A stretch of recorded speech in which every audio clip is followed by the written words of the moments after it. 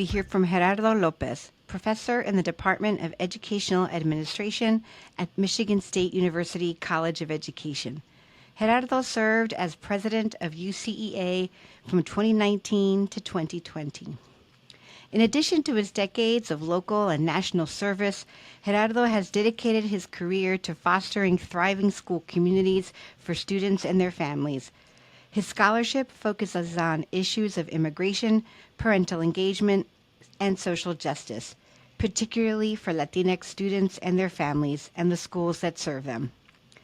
Given his deep expertise in building and strengthening social connections under challenging circumstances, there was no one better suited to serve at the helm of UCEA during the COVID pandemic. What impact did this global health crisis have on the field and UCEA? What does this social moment mean for the future of educational leadership and preparation? Listen in to find out. Gerardo, welcome to Hey, In the Lead with UCEA, and thank you so much for taking time to be with us. thanks for inviting me. It's always a pleasure to talk to you, and we're looking forward to seeing what you have to say.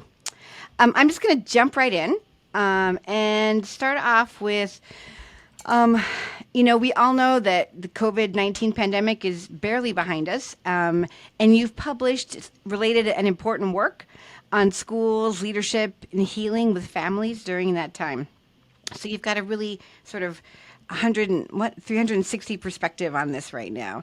So how do you think the pandemic isolated the UCA community or individual scholars during that time, and perhaps reveal needs within the professoriate that we weren't quite sure existed beforehand? Wow, what a heavy question to start with, man. I just want to I just want to start with, I do think that the pandemic is not just barely behind us. I want to kind of nuance that question just a little bit. I do think that the quarantine for sure is behind us, right? But I do think that, if you look at any of the numbers, I just did some research on this even as I was kind of preparing for this interview. We're still at about, 500,000 cases worldwide. There's even within the United States, there's states like Connecticut, Massachusetts, other places that are where the numbers are certainly on the rise. And so I don't think that the pandemic is something that's behind us per se.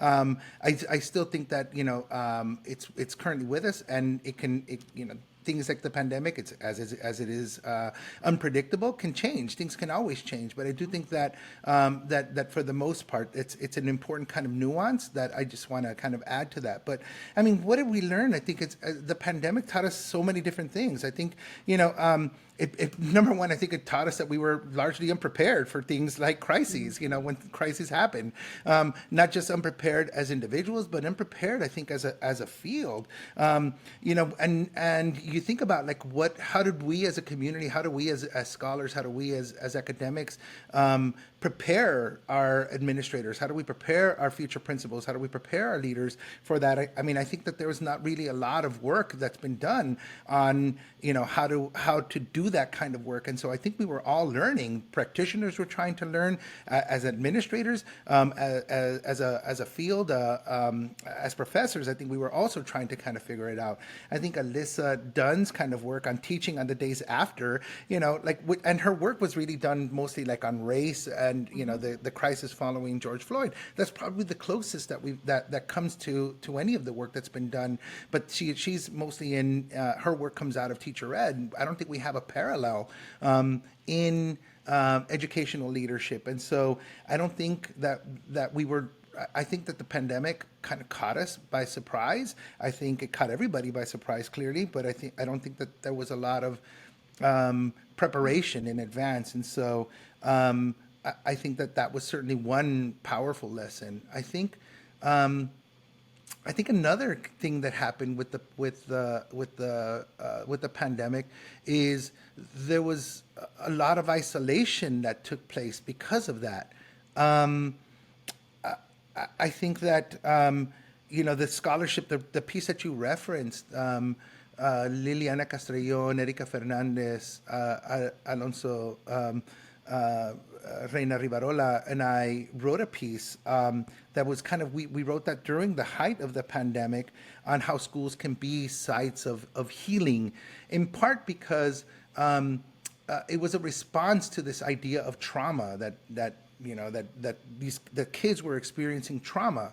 And part of our paper was that everybody was experiencing trauma, not just kids. Families were experiencing trauma, teachers were experiencing trauma, principals were experiencing trauma, entire communities, the world as a whole was experiencing trauma. And so how do you pretend that it's just the kids who have experienced trauma and have come out of this, this traumatic event, and how do we work with kids in a different way? And so I think part of our paper was to really try to reframe and reassess this idea of what constitutes trauma and who is impacted by trauma. But I think that part of the trauma was kind of being in isolation and this idea of loss, right? And this idea of loss, not just the loss of life, but the loss of autonomy, loss of the ways, the norms of the past, the ways we worked in the past, community even. yeah. And so I think that I think that lots of things changed during the pandemic, and having to work in isolation. Research opportunities were lost, because we couldn't collect data in the traditional ways that we did, especially if you were doing qualitative research. We couldn't go out and do interviews. We were disconnected from our colleagues, so there was this kind of loss of colleagueship and having to work in a different space. There was kind of loss of learning that students were experiencing with, and of course that's the one we're most familiar with. But I think that we were kind of forcing ourselves to deal with loss on so many multiple levels, and loss that was compounded by the issue of isolation. And so I think what ended up happening with the pandemic is that it really taught us the importance of and the need for connection, right?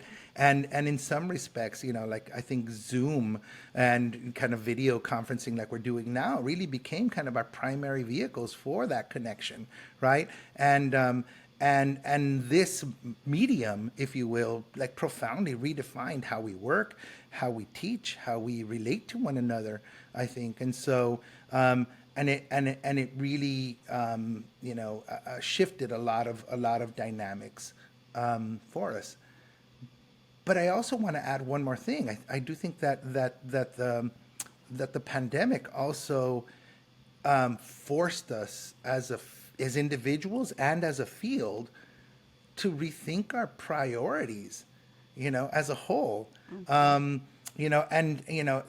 I think what was important for us, what are the issues that are central to our lives that we don't want to miss out on, I think, as individuals. And I think that has had kind of indirect implications for us as a field in some ways, because people have shifted different priorities, and things that used to be important in the kind of daily life of a professor with respect to research, teaching, and service. I think that certain things just kind of like, well, these things are no longer important for me. Not necessarily those three, but like things just kind of couldn't be a part of that anymore. And so I do think that I think that things like service actually got taken off. I think a lot of people reprioritized the importance and the centrality of service. And so I do think that there's a lot of things that impacted us as a field that we're still kind of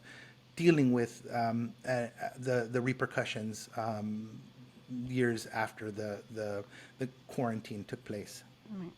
Yeah. Before I follow up with that, I wanted to go back to something that you said about, how we weren't prepared. And I think oftentimes we think about an organization or a leader being prepared in terms of sort of structural or systemic ways, right? Like, what processes do we have? What rules do we follow? What guidelines do we have to be quote unquote prepared, right?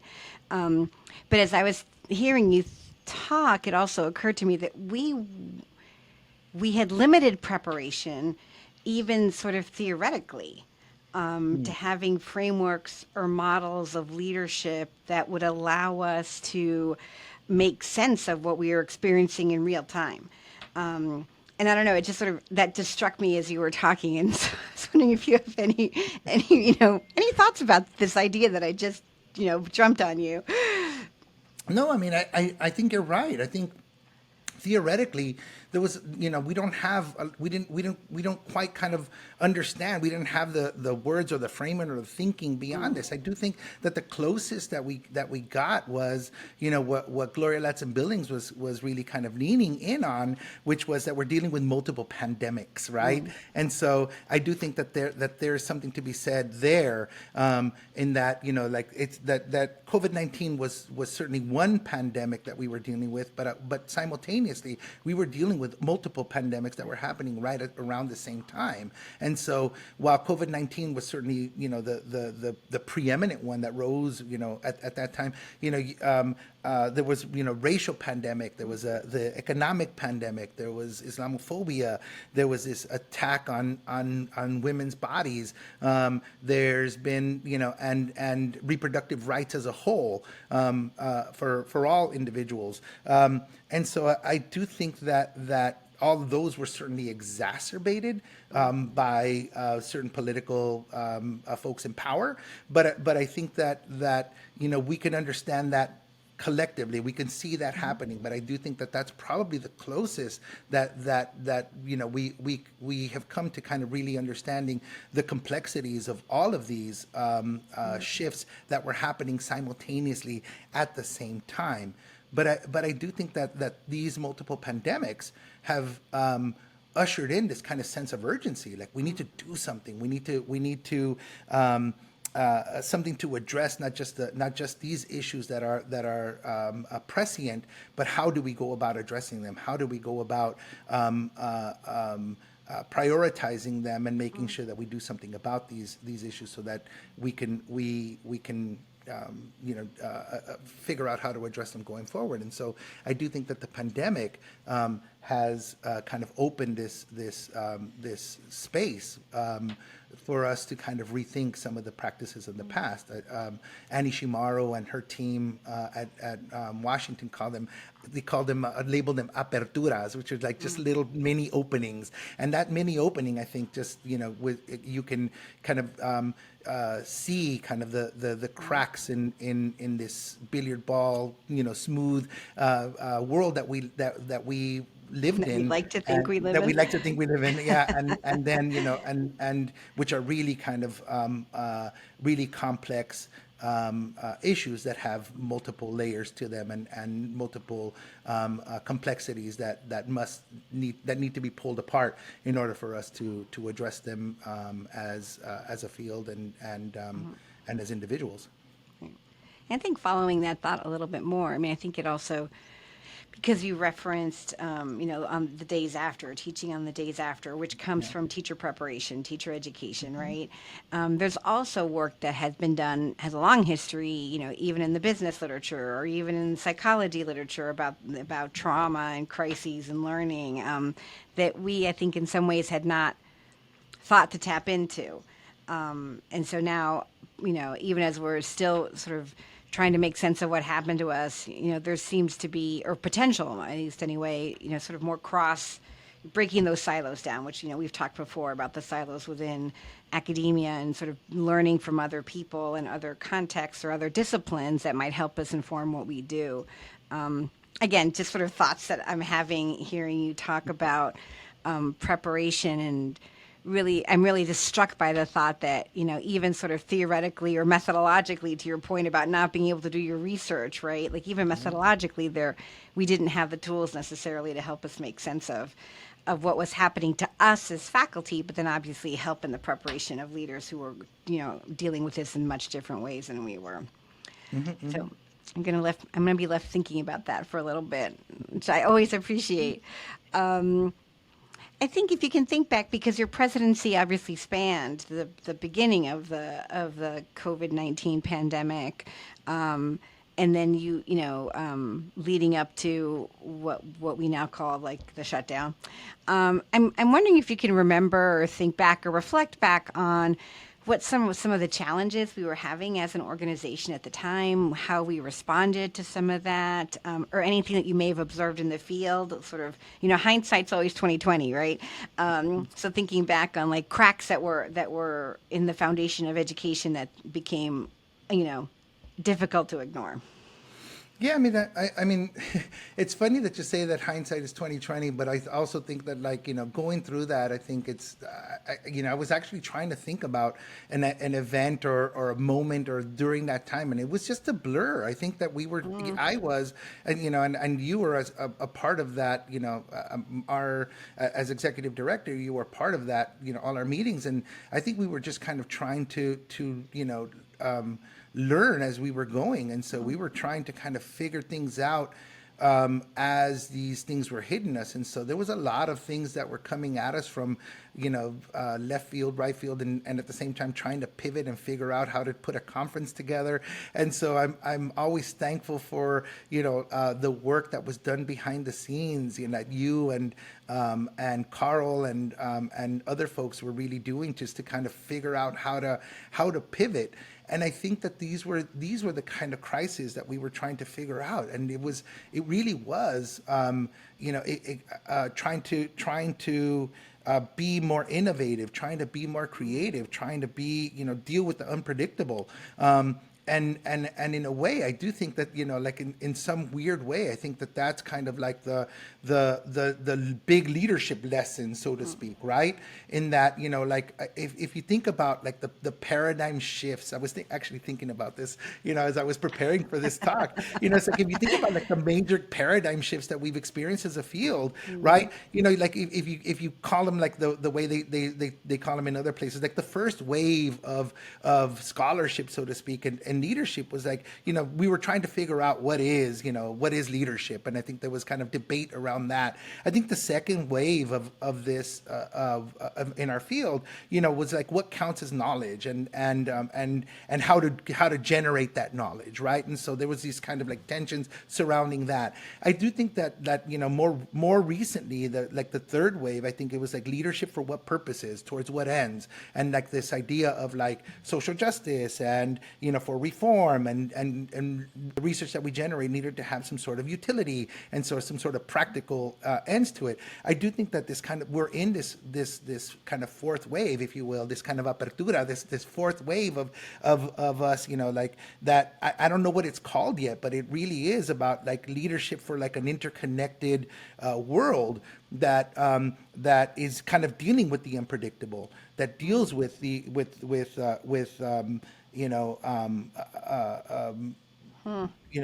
that are more complex, challenges that are more complex.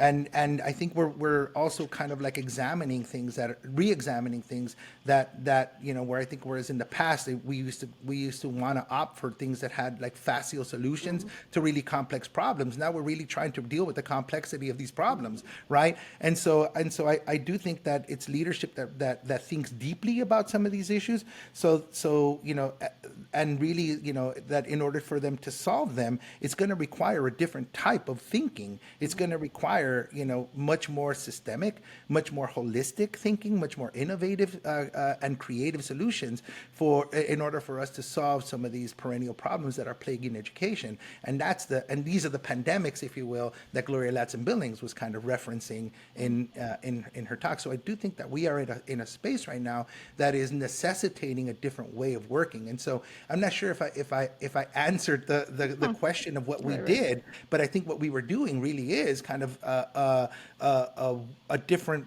way that's many leaders in the field were also reacting and responding to. They were trying to solve these problems and these challenges of how to get kids computers, how to get kids food, how to get kids an education when the very way that we were doing education was no longer in existence, when buildings began to shut down, and so how do you provide an education when when that's the reality for you, and there's no roadmap, there's no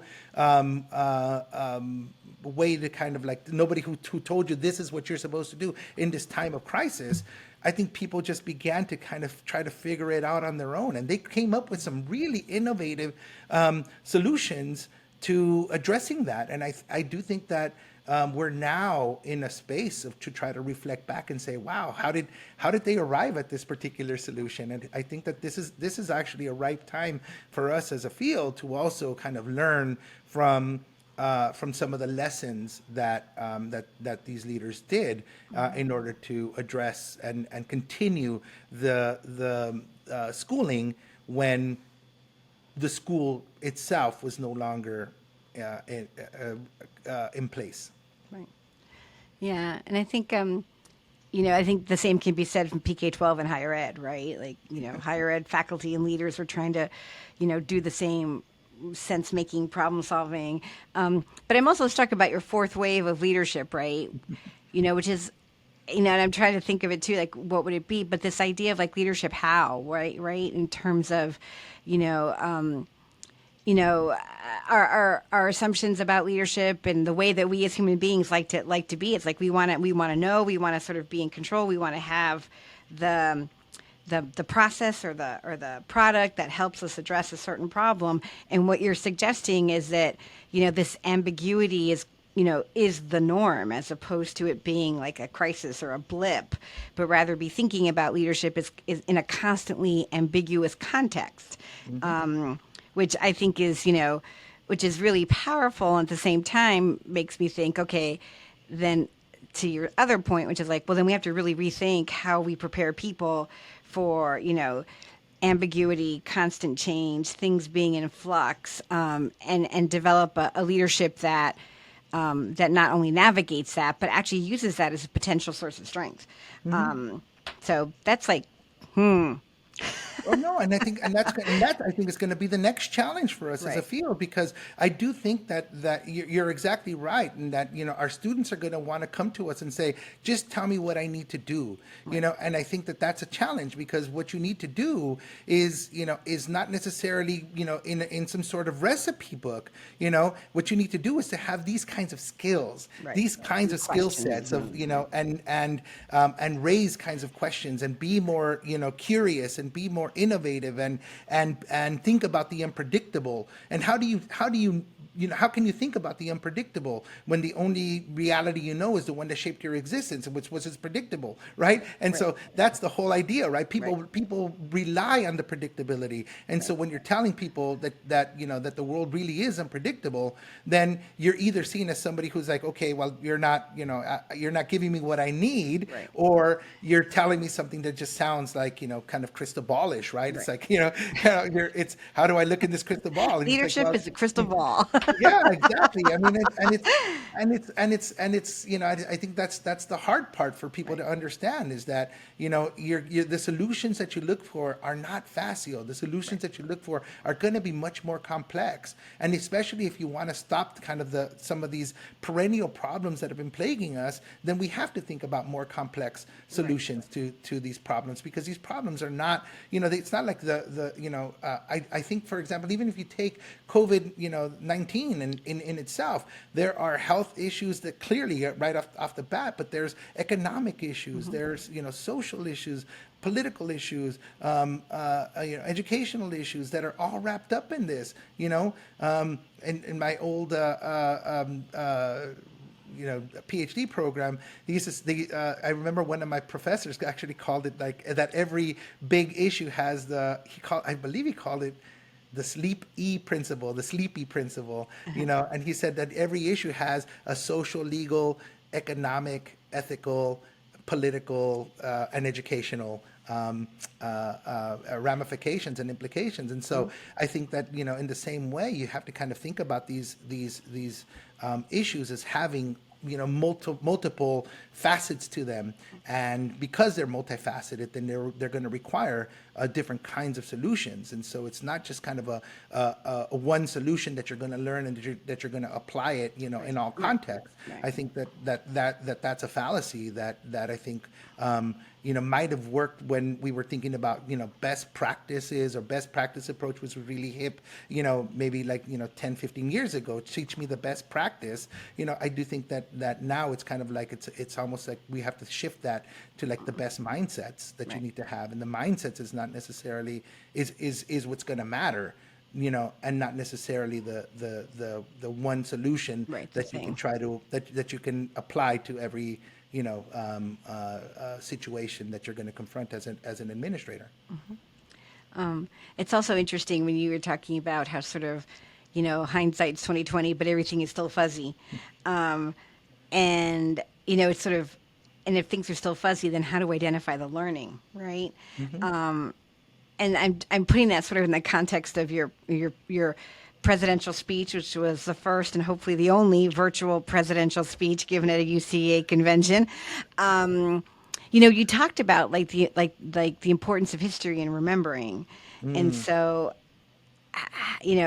thinking about how to capture and remember what happened in the past 4 to 5 years when it's still fuzzy and we're in parts of our human brain just want to, like, it's over and want to move on and not look back, to try to make sense of it, I think is sort of another big challenge, right? How do you remember something that is very difficult to remember? Yeah. And I think that part of it, I mean, this is where, like what you were mentioning with respect to grief and trauma and everything else, I think that that's what's making it, I think, particularly challenging. And I think that nobody kind of wants to revisit the painful, right? And especially in a field like that's cheery, such as ours, another reference or nod to Gloria Latson Billings, that's nice. We don't like to think of the trauma. We don't like to think of the pain. We don't like to think of the challenges, and I think that what we do need to be thinking about, I think it's very imperative for us to remember this moment, to remember the pain, to remember the challenges, to remember the isolation, and yet despite that, how did we thrive? How did we change? How did we do the work that needed to be done? Right? Because therein lies the lesson for not just for ourselves, but for future generations. Right? And so I do think that like I said before, the time is ripe. We should be capturing, as a field, we should be capturing all of the practices that our local and national leaders were doing to pivot, to come up with creative, and often what we would even consider radical solutions to this. I did some work with some of the same colleagues that I referenced earlier, Liliana and Erika and Alonso. We interviewed them on the spot. We were interviewing teachers, we were interviewing parents, we were interviewing administrators, and we were doing this via Zoom, just to try to kind of capture what they were doing, how they were coping, and how they were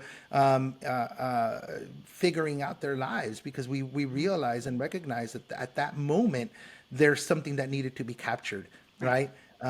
Because that was certainly an important moment for us to try to figure out how is it that these administrators were doing this work in light of everything that was going on and in light of the challenges that they were facing. Right.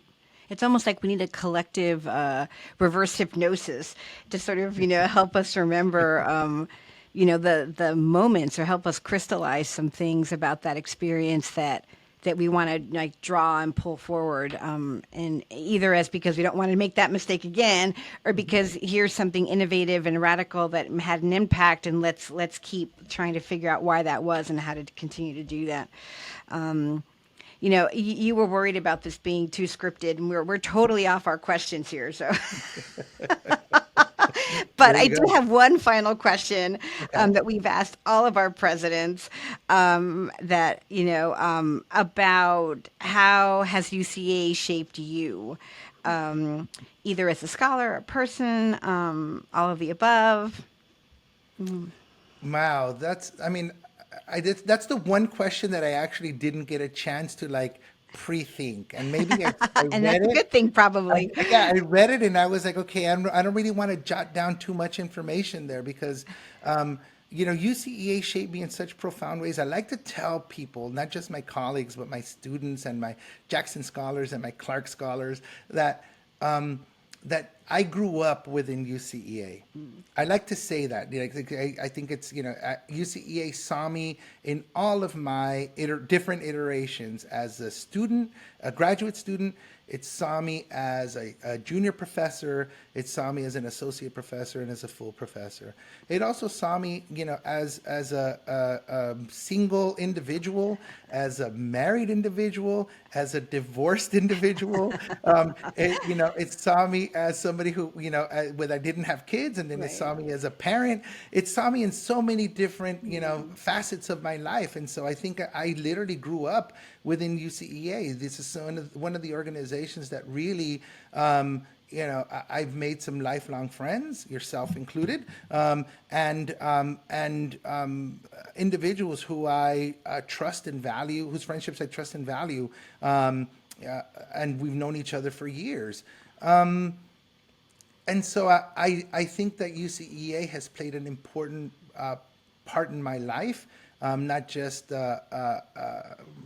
professionally, but also personally. This is some of the most meaningful friendships that have developed. These are some of the people who I have trusted with when I was dealing with some of the very personal issues in my life. I turned to several of my colleagues and friends to help me process, to help me make meaning of this. And so UCEA is a large community that I certainly trust and value on so many levels, because it's an organization that certainly has helped me so much in so many different ways. And I would be remiss not to thank the one person who introduced me to this field, Jay Scribner.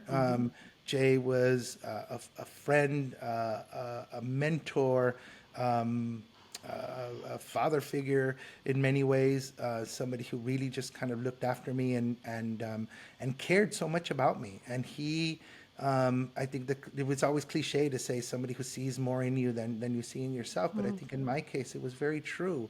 I remember the first time I met Jay, and he asked me, "What do you want to be when you grow up?" and I said, "I want to be a university professor." And Jay said, "You're going to UCEA." And I said, "What's that?" The ubiquitous, what's that? And Jay was like, "Well, that's the organization where other university professors who do this work in a leadership kind of attend." And he told me about the conference and everything. And I said, "But I don't have a paper to present." And Jay said, "Well, you're presenting with me," And I think that moment really changed me in so many ways. It impacted my life. It impacted my future, and for that, I'm truly thankful for Jay, for introducing me to this field, for introducing me to this profession, for introducing me to this work, and I. Since that day forward, I try to pay it forward to other individuals, and do the work that I think is important for the field, in that spirit of giving back.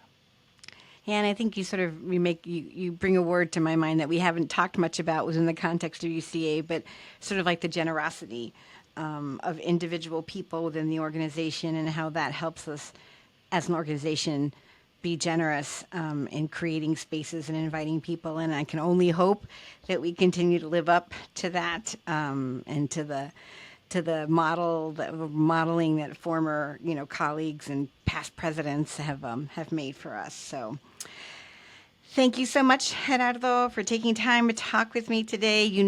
We could talk forever because, we sort of sparking thinking even as we're going. But it's been such a pleasure to talk to you. Thank you again. And hopefully we'll have you back someday to talk about something else interesting and important. Gracias. It's been a pleasure.